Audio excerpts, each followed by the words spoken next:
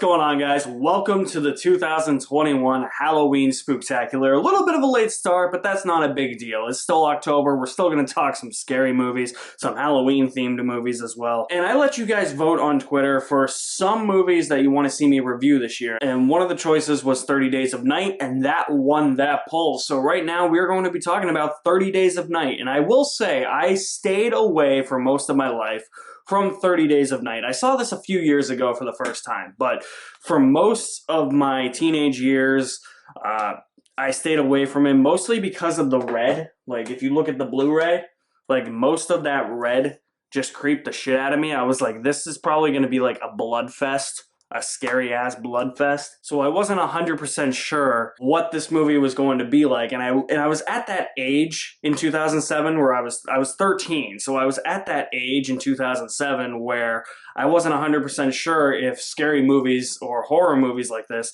were actually going to scare me. My brother got me the movie Daybreakers in 2009 for Christmas, and I remember watching that when I was 15.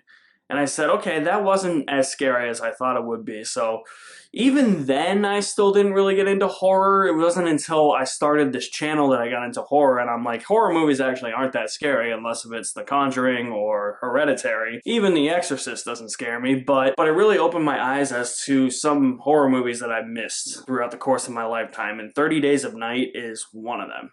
This is a really entertaining vampire flick. So if you don't know what 30 Days of Night is about, 30 Days of Night takes place in a small town in Alaska called Barrow. And what's happening is that the townspeople are preparing for their annual 30 Days of Night, where it's just night for 30 days straight. There's no sunlight. And the sheriff of the town, played by Josh Hartnett, has to investigate deaths of sled dogs and the mysterious circumstances surrounding those. And it turns out that there are these really frickin' creepy vampires that have just come into town and are now attempting and hell-bent on killing everyone and leaving no evidence behind. They're gonna burn the entire town down, so Josh Hartnett, Melissa George, and some other people are gonna try and stop these vampires, this group of really scary vampires.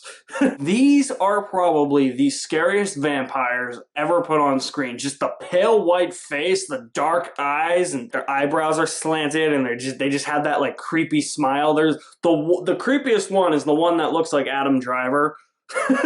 Adam Driver was in this movie, he'd be that vampire. If I were in this town, I would flee immediately, or at least try to flee immediately. And the thing that makes them even more scary is that for the first, I would say, 20-25 minutes or so, their presence is so felt, but they do a good job of not putting these vampires on camera, or at least you see them from a distance. You see them killing people off screen. Like, people are getting dragged under houses, but you don't see the vampires.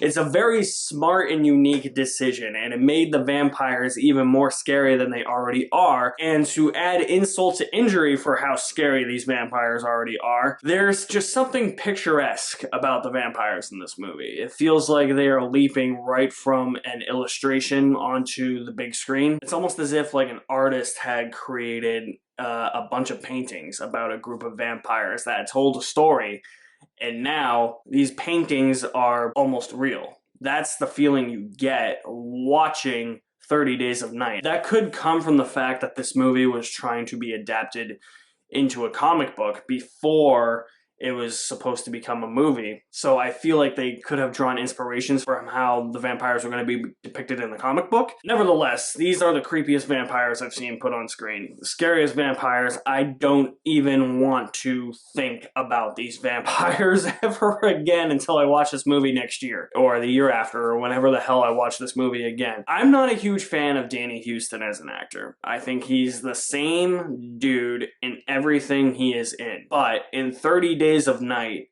he's the lead vampire. I think his name is Marlowe in this movie. He's the lead vampire of this group of vampires that has just come into this town. And Danny Huston is actually really good.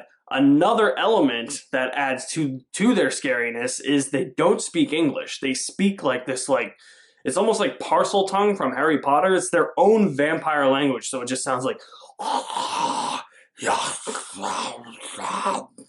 as As I said, I don't like his performances in many movies, but for me, this is a movie that I actually like him in. I think he's very intimidating. I think he's very scary, along with the other vampires. Have I mentioned how scary the vampires are in this movie? They're not your typical vampires. You don't have to stake them in the heart. They're so good at being stealth-like, and then the only way to kill them is to decapitate them. Kind of like the vampires on Supernatural, which I like that depiction of the vampires. It makes for an entertaining vampire flick. There's some actual unique kills in here. There's some really good fight scenes in here. There's a really great fight scene at the end between Josh Hartnett and Danny Houston that I think is fairly well done. It's a pretty brutal fight as well. My issues with 30 Days of Night rely on some of the, I guess, I never know how to describe it. The way I would describe it is how The Winter Soldier is filmed, like the style of the Russos, how it seems like everything's just kind of like fuzzing in and out. There's a lot of quick cutting towards the beginning of this movie. Josh Hartnett and Melissa George are driving on a road, and all of a sudden this vampire is on their car, and it just keeps cutting back and forth quickly, and the vampire keeps fuzzing in and out of the screen, and that there's instances like that through this movie that I call the Winter Soldier style. It's almost like a guerrilla style of filmmaking. Not my cup of tea. Doesn't really work for me. It's very annoying, especially when it's cutting back and forth really quick. The movie is also predictable. You know who the expendable characters are. You don't have to care about them. There's not a lot of character development here. I could give two shits about the names of any of these characters. I have no idea except for the lead vampire, Marlowe, and Josh Hartnett's character, whose name is Eben, and his wife's name, who's played by Melissa George, is Stella. Those are the only names of the characters that I know in this movie. Everybody else you assume is expendable. Even if they don't die, there's close danger with these characters. It's a very predictable vampire flick. It's also not the most well-written vampire flick. For the most part, the characters make right decisions and smart decisions, but then towards the end, I feel as if characters make stupid decisions. Josh Hartnett's character makes a decision that I think is smart at the end, because it's like, oh, this is the only way we can kill the vampires. Smart. There are a few decisions in between that sequence where I just felt like the characters just didn't make the smartest choices here. Even though there are shortcomings with the script and some of the editing just feels a bit off to me, and the predictability of it all. 30 Days of Night is a really entertaining vampire flick. I've never been afraid of vampires in my entire life, but this movie actually makes vampires scary. That's probably the 7th or 8th time I've said that in this video. Go back, rewatch the video, take a shot every time I say the vampires in this movie are scary. And I think that that's really the selling point for me. That they're very picturesque, and it feels like they're leaping off of an illustration into an actual film. The way they look, the way they act, even when they're off screen, their presence is felt. I've never felt this terrified watching a vampire movie ever in my life. So with the Halloween Spooktacular, I'm going to go back to letter grades for classic reviews like this. I'm going to give 30 Days of Night a B. Very entertaining vampire flick. If you haven't seen it, check it out. It's an underrated vampire flick, if you ask me. I feel like you will never look at vampires the same way ever again.